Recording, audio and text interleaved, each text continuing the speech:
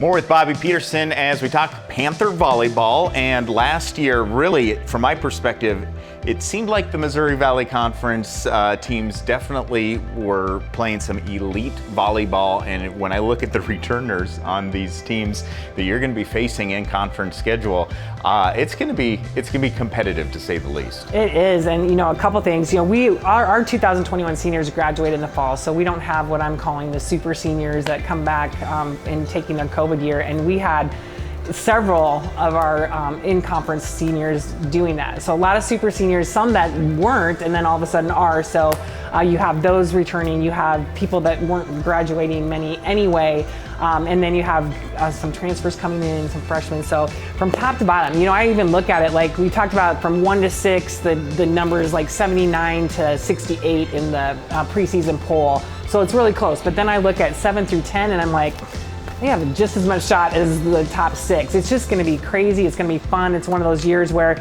you're not only focusing on the match that you play that night, but once you're done, you're going to the social media and trying to figure out what else happened that night, just because the race is going to be tight, the race is going to be fun. And we look at it as, we just have to work really hard at getting better every day. That's obviously something we try to do, but we got to prepare and show up, match in and match out. And that's going to be the biggest difference maker this year. What are some of the things that really this team needs to either get better at, improve at, in order to contend for that Missouri Valley Conference regular season title? Yeah, I think a couple things. We don't know a lot about ourselves yet, and I think figuring that out early in these, that's part of what the preseason matches are for. Yes, we want to go out and compete, but we also want to figure out who we are and what our strengths are going to be, and keep working on those strengths. And some of our weaknesses are the things that we're going to get better at, or the things we're going to have to work around and try to find another way to deal with.